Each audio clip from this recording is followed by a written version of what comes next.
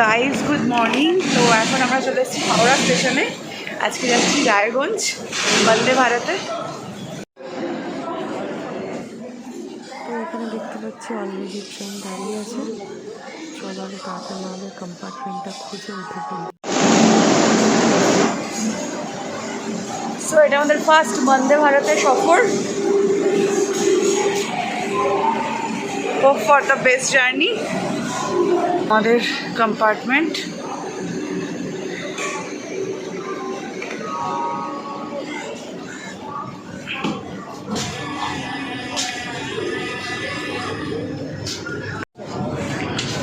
আমরা বসে গেছি এখানে। সো ফাইনালি আমরা ট্রেনে উঠে গেছি। তো অ্যাকচুয়ালি আজকে রায়গঞ্জ যাওয়ার একটা কারণ আছে, সেটা হচ্ছে আজকে আমার বাড়ির পাশে যে মা কালীর মন্দির, ছিন্নমস্তা মন্দির, সেখানে সেই মন্দিরের বার্ষিক পুজো। তো সেখানে ওর অনেক দিন থেকেই একটা মূর্তি মানুষ আছে, তো সেটাই দেওয়া হবে এবার। তো সেই জন্যই যাচ্ছি। তো আমরা বার্ষিক ঢুকে যাবো 11:30টার মধ্যে, আর আশা করছি বাড়ি 12:30টার মধ্যে ঢুকে যাব। সো দেখা যাক।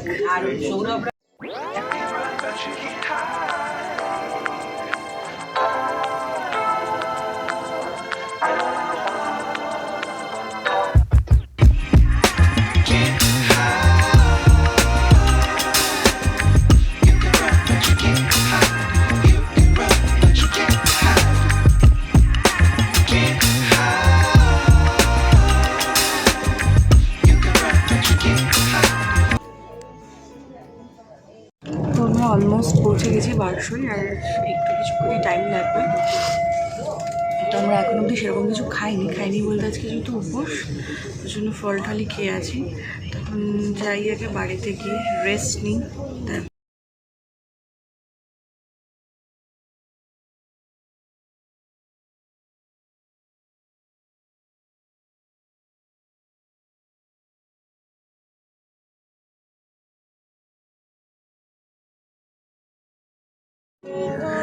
তো আমরা অলরেডি বারসই পৌঁছে ওখান থেকে গাড়ি করে চলেছি এখন রায়গঞ্জের উদ্দেশ্যে।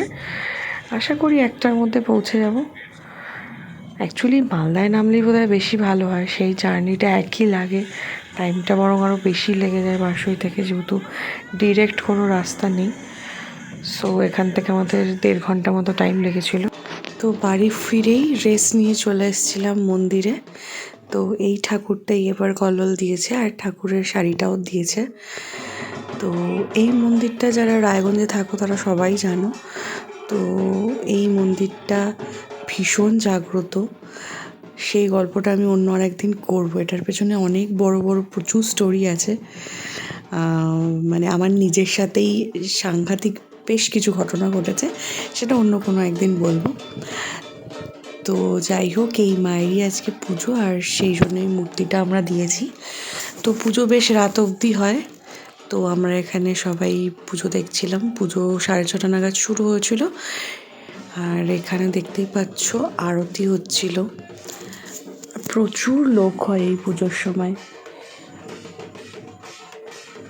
তো আমরা পুরো পুজোই কমপ্লিট করে তারপরে বাড়ি এসেছি, যেহেতু আমি, কল্লোল, মা, আমরা 3জনই উপোস ছিলাম।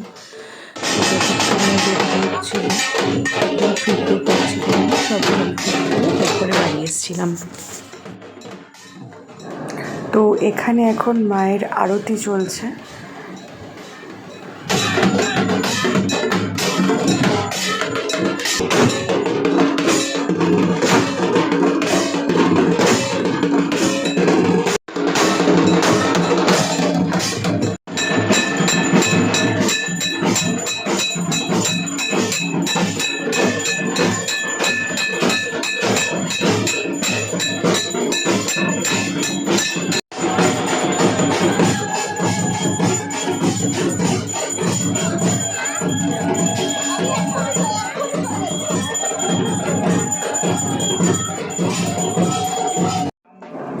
এরপর আমরা সবাই পুজোর যজ্ঞর সামনে বসেছিলাম।